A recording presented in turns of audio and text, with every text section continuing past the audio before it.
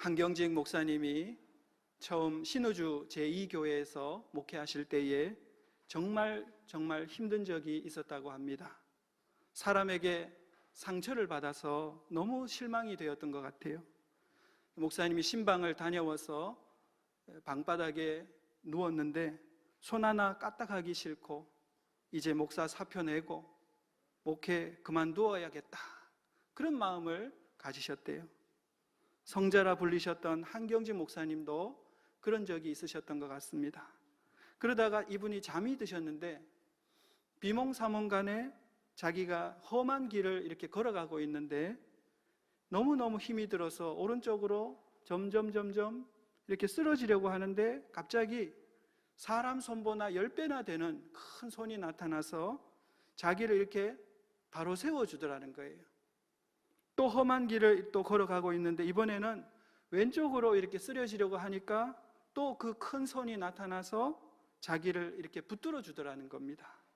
또 죽을 힘을 다해 걸어가다가 이번에는 앞으로 이렇게 쓰러지려고 하니까 두 손이 나타나더니 자기를 이렇게 바로 세워주더라는 거예요.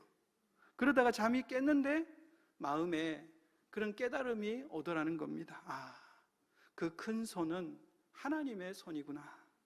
내가 힘들게 목회할 때 나 혼자인 줄 알고 낙심하고 좌절했는데 하나님의 손이, 그 보이지 않는 손이 언제나 나를 돕고 계시는구나, 그런 깨달음을 얻고 마음에 힘을 얻으셨다는 거예요.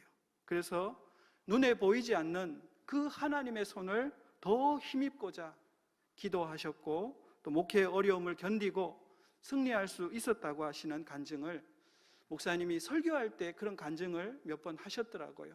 그 간증을 읽어본 적이 있습니다.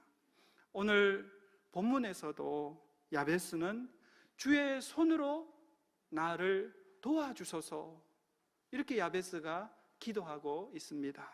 우리 10절 말씀 다시 한번 같이 읽어보겠습니다. 시작. 야베스가 이스라엘 하나님께 아뢰어 이르되 주께서 내게 복을 주시려거든 나의 지역을 넓히시고 주의 손으로 나를 도우사 나로 환난을 벗어나 내게 근심이 없게 하옵소서 하였더니 하나님이 그가 구하는 것을 허락하셨더라. 아멘.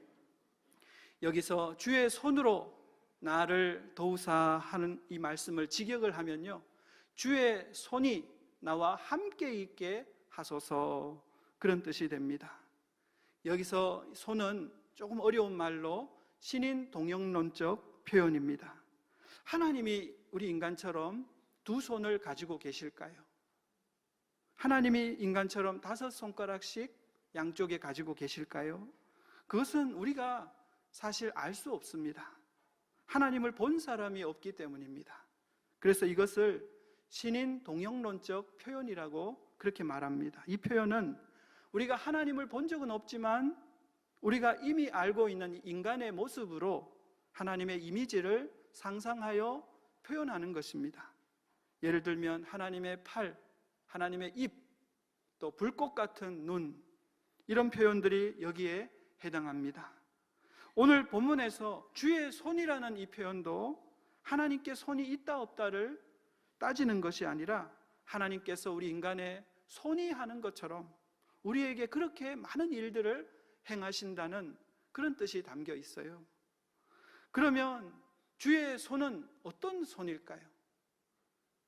주의 손은 어떤 역할을 하실까요? 첫째로 주의 손은 능력의 손입니다. 주님은 우리에게 능력을 베푸세요. 시편 95편 5절은 이렇게 말씀합니다. 우리 같이 한번 읽어보겠습니다. 시작. 바다가 그의 것이라 그가 만드셨고 육지도 그의 손이 지으셨도다. 아멘. 하나님은 그의 손으로 천지를 지으셨다고 말씀하세요. 이것은 하나님의 능력을 의미하는 표현입니다. 이 세상에 누가, 어떤 사람이 바다를 만들고 육지를 만들 수 있겠습니까? 오직 주께서 능력의 그 손으로 그 일을 행하신다는 것입니다. 그러면 주께서 능력의 손으로 당신의 백성들에게 행하시는 일이 무엇일까요? 그것은 당신의 백성들을 붙드시는 일입니다. 시편 37편 23절과 24절은 이렇게 말씀합니다. 우리 같이 한번 읽어보겠습니다. 시작. 여호와께서 사람의 걸음을 정하시고 그의 길을 기뻐하시나니 그는 넘어지나 아주 엎드러지지 아니함은 여호와께서 그의 손으로 붙드심이로다. 아멘. 여호와께서 그의 손으로 붙드심이로다. 하나님은 그의 손으로 당신의 백성이 엎드러지지 않게 붙들어 주신다는 거예요.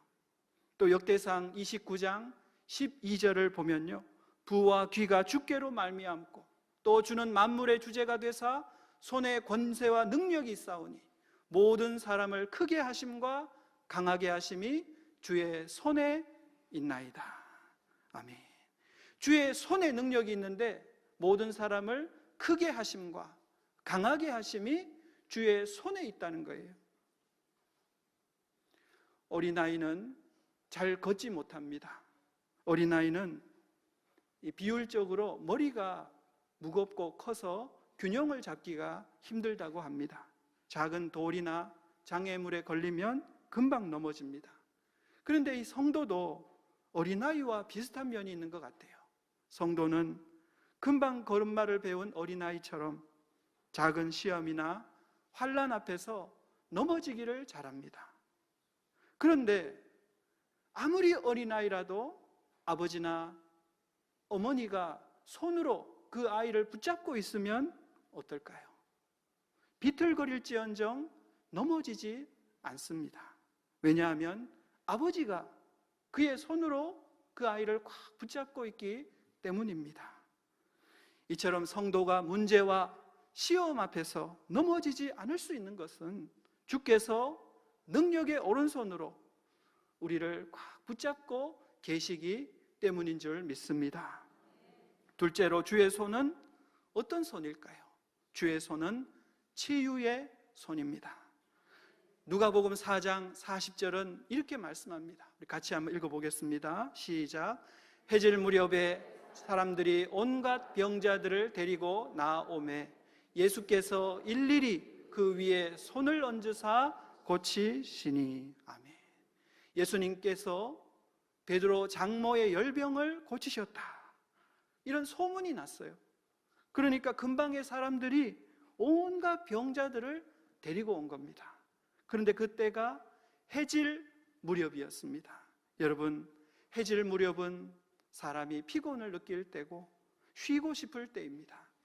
예수님은 하루 종일 말씀을 전하시고 귀신들을 쫓아내셨기 때문에 좀 쉬고 싶으셨을 거예요. 그러나 예수님은 어떻게 하셨습니까? 일일이 병자들 위에 손을 얹으시고 고치셨다고 했습니다. 일일이 그 위에 손을 얹는다는 것은 마음이 담긴 행동이거든요.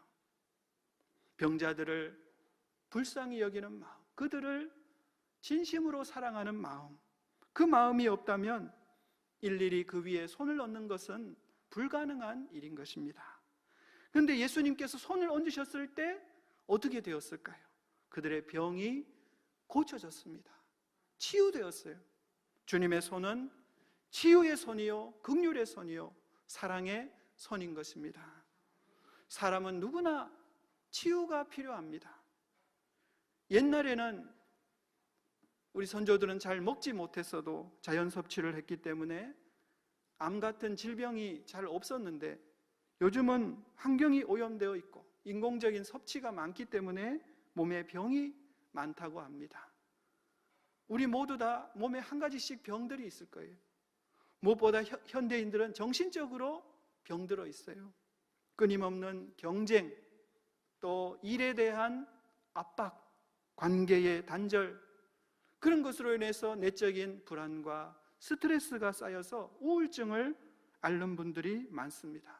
그러므로 현대인들은 누구보다 이 치유가 필요합니다. 그런데 주님의 손이 치유의 손이 되신다는 것입니다. 셋째로 주의 손은 어떤 손일까요? 주의 손은 섭리의 손입니다. 주의 손은 능력의 손이요, 치유의 손이요, 또 섭리의 손입니다. 시편 31편 15절은 이렇게 말씀하죠. 우리 같이 한번 읽어보겠습니다. 시작. 나의 앞날이 주의 손에 있사오니 내 원수들과 나를 핍박하는 자들의 손에서 나를 건져주소서. 아멘. 여기서 나의 앞날이 주의 손에 있다는 것은 하나님이 나의 장래를 섭리의 손으로 주관하고 계신다는 뜻입니다. 창세기의 요셉은 누구보다 이 섭리의 믿음을 가졌던 사람입니다. 창세기 45장에 보면 요셉이 애굽 총리가 되고 나서 형들을 만나는 장면이 나옵니다. 그런데 그 형들이 어떤 형들입니까? 요셉을 구덩이에 던져서 진짜 죽이려고 하다가 르우벤이 겨우 말려서 미디안 상인들에게 팔아버렸던 그런 형들입니다. 인간적으로 생각하면 이 요셉은 형들에게 분노하는 것이 당연했고 상응하는 벌을 주는 것이 마땅했죠. 그러나 요셉은 벌벌 떠는 형들에게 이렇게 말합니다. 창세기 45장 5절을 보면요, 당신들이 나를 이곳에 팔았다고 해서 근심하지 마소서, 한탄하지 마소서. 하나님이 생명을 구원하시려고 나를 당신들보다 먼저 보내셨나이다. 그런즉 나를 이리로 보낸 이는 당신들이 아니요 하나님이시라. 이 고백은 하나님의 섭리의 손을 믿는 요셉의 그 믿음이 잘 들어 있습니다. 세상 사람들은 우연에 붙잡혀 있는 것 같아요. 운에 붙잡혀 있고 운명에 사로잡혀 있습니다.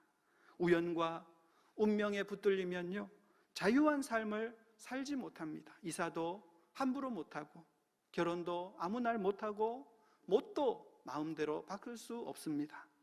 그러나 주님의 손은 섭리의 손입니다.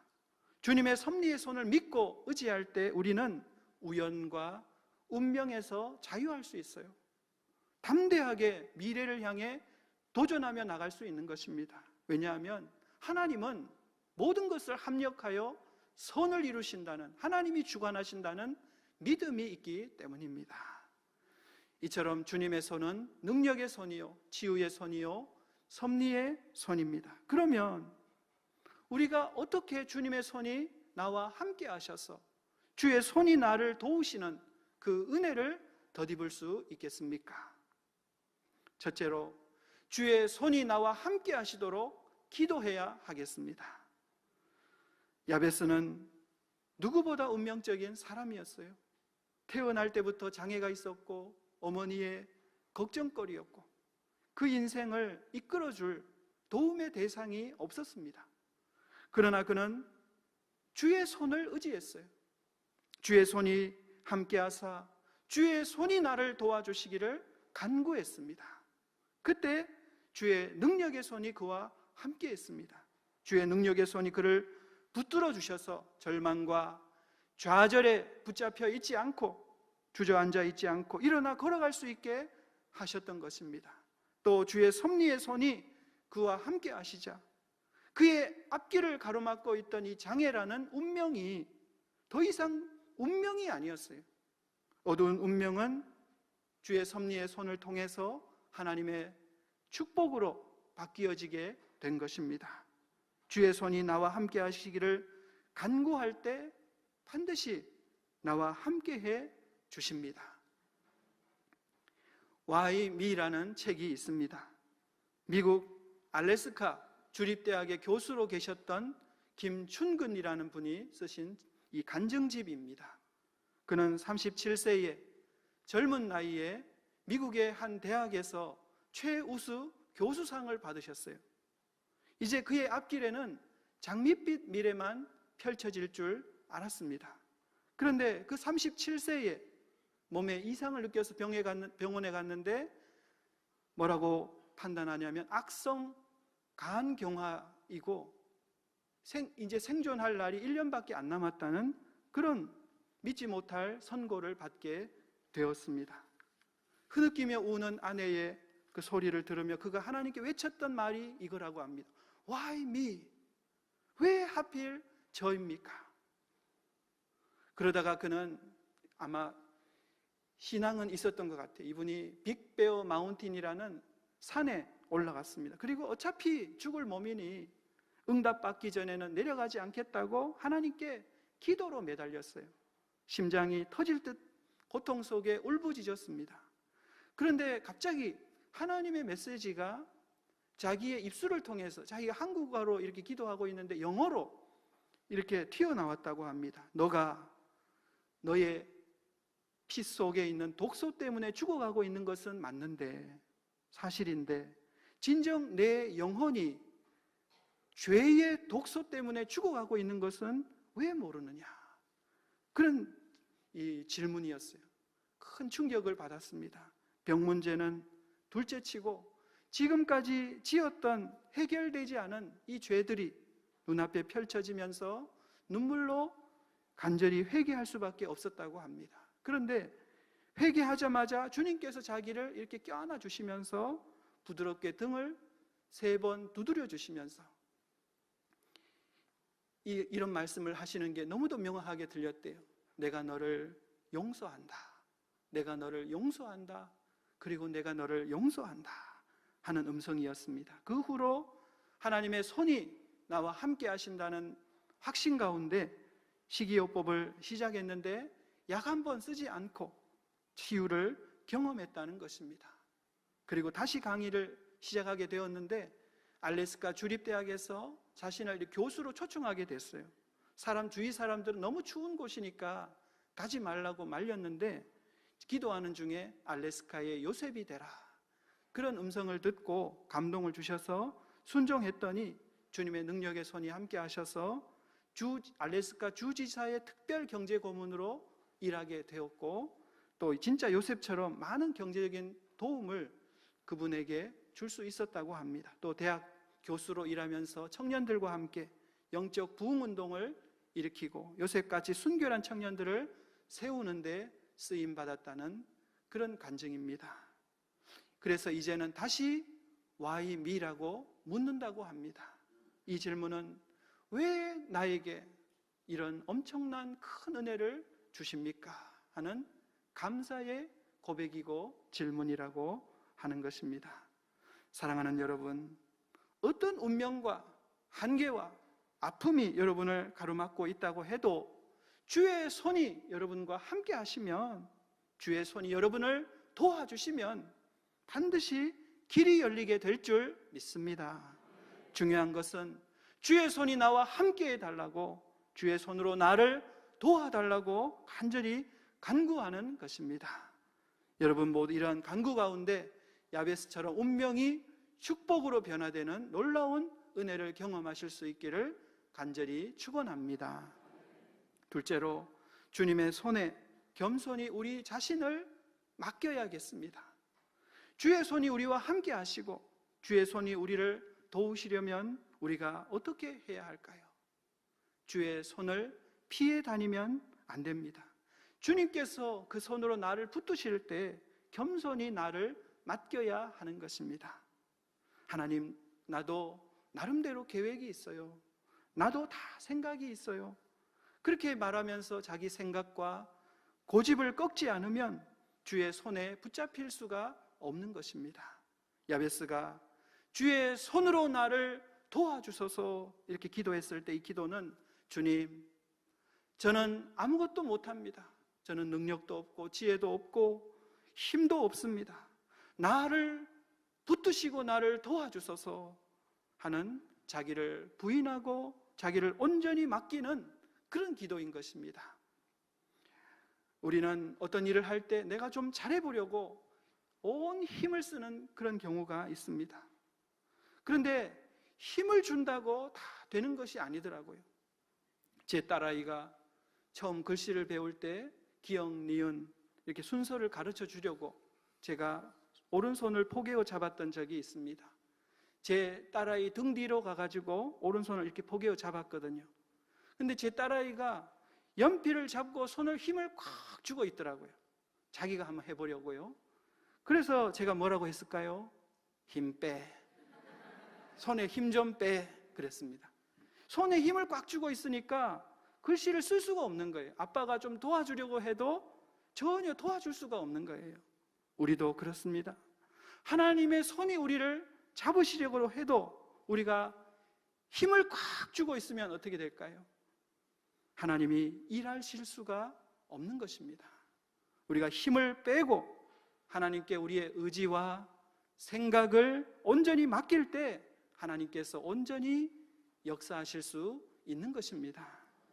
여러분, 하나님께서 우리에게 역사하시는데 가장 큰 장애물이 뭘까요? 하나님이 일하시는 가장 큰 장애물이 뭘까요? 그것은 바로 나 자신입니다. 내 알량한 자존심, 내 굳어있는 이 고집이 가장 큰 장애물이에요. 이것들을 다 내어버리고 힘을 빼야 하나님의 손이 나를 붙드시고 역사하실 수 있는 것입니다. 여러분 모두 자신의 힘과 능력을 의지하지 않고 힘을 빼고 하나님께 여러분의 인생을 온전히 맡기시고 주의 손이 도우시는 역사를 체험하실 수 있기를 간절히 축원합니다. 셋째로, 주의 손이 도우시는 은혜를 누리려면요, 주의 손이 나와 함께 하신다는 이 믿음의 끈을 놓지 않아야 하겠습니다. 우리에게는요, 주님의 약속이 있어요. 주님께서 부활하시고 승천하시기 전에 제자들에게 이렇게 약속하셨잖아요. 마태복음 28장 20절을 보면요, 볼지어다 내가 세상 끝날까지 너희와 항상 함께 있으리라. 너희와 세상 끝날까지 항상 함께 있으리라. 이 약속은 오늘 우리에게도 적용이 됩니다. 그런데 우리는 의심할 때가 너무 많은 것 같아요. 하나님이 과연 나와 함께 하실까? 하나님이 함께 하신다면 어떻게 나의 이 일이 실패하고 잘 안 될 수 있나? 하나님이 나를 버리신 것이 아닌가? 그런 의심을 가질 때가 있더라고요. 그러나 이런 생각은 누가 심는 것일까요? 마귀가 심는 것입니다. 마귀가 우리 안에 심는 가라지예요, 가라지. 이런 생각을 우리가 받아들이고 묵상하고 그 생각에 붙들리면 절망과 좌절과 불안의 열매가 우리 안에 맺어지게 되는 거예요. 그리고 하나님과의 관계가 깨어지게 되는 것입니다. 그러므로 우리는 믿음의 이 끈을 놓지 말아야 됩니다. 믿음은 끈과 같거든요. 캄캄한 동굴을 우리가 걸어갈 때 외부로 연결된 끈만 붙잡고 있으면 아무리 어두워도 출구를 결국 찾을 수가 있거든요. 그런데 끈을 버리고 나름대로 생각을 가지고 걸어가다가 보면 영영 길을 잃게 되는 것입니다. 믿음은 끈과 같아요. 아무것도 보이는 게 없어도 그 끈만 붙들고 가면 출구가 열리게 되는 것입니다. 예전에 공장을 짓고 높은 굴뚝을 세울 때 이 공사장에서 이런 일이 있었다고 합니다. 작업이 끝나고 이 굴뚝을 세우는데 필요한 아시바 있죠. 아시바가 뭐냐면 건물을 세울 때 밟고 올라갈 수 있도록 파이프와 또 철판으로 만든 이 설치물이거든요. 그런데 굴뚝을 다 세우고 나서 이 아시바를 다 철거했어요. 그런데 작업 감독관이 그 사람이 굴뚝 꼭대기에 남아있는 것을 깜빡했던 거예요. 그가 타고 내려와야 할 그 밧줄을 두고 내려왔어야 되는데 그냥 이 아시바를 해체하면서 모두 그냥 내려온 것입니다. 그의 아내가 집에 있다가 이 소식을 듣고 달려왔는데 남편은 굴뚝 꼭대기에서 겁에 질려서 어쩔 줄 몰라 하고 있었습니다. 그때 아내가 이렇게 외쳤다고 합니다. 여보, 양말을 벗어서 실을 푸세요. 그리고 그 실에다가 나무 조각을 매달아서 아래로 가만가만 내려보세요. 그러는 거예요. 남편이 그 말을 듣고 양말에 실을 풀어가지고 옆에 있는 나무 조각을 묶어가지고 작은 막대기를 내려보냈습니다. 그러자 그 막대기를 받아가지고 밑에 사람이 받아가지고 풀고 나일론 끈을 거기다 묶어가지고 이렇게 올려보낸 거예요. 나일론 끈이 올라가니까 아래에 딱 끝까지 올라가니까 아래에서 다시 밧줄을 이렇게 묶어가지고 다시 올려보냈던 것이죠.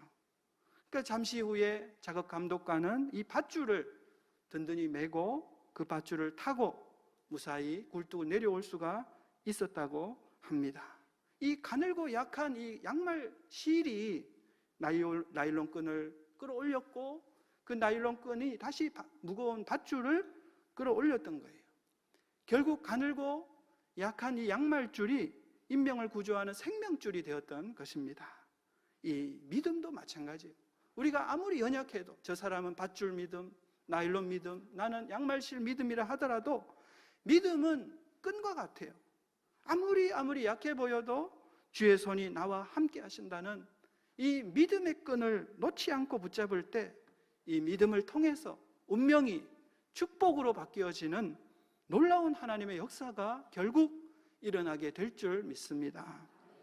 사랑하는 여러분, 야베스처럼 주의 손이 나와 함께 하시기를 간구하시기 바랍니다. 주의 손에 겸손히 여러분의 인생을 맡기시기 바랍니다. 또 주의 손이 나와 함께 하신다는 그 믿음의 끈을 놓지 않으시기 바랍니다. 우리 한번 이렇게 한번 따라서 해볼까요?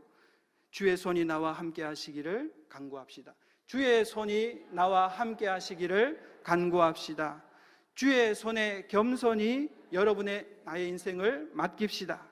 주의 손이 나와 함께 하신다는 믿음의 끈을 붙듭시다. 아멘.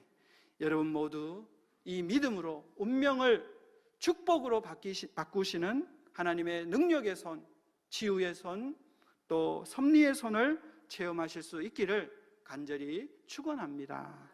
우리 함께 통성으로 기도하시겠습니다.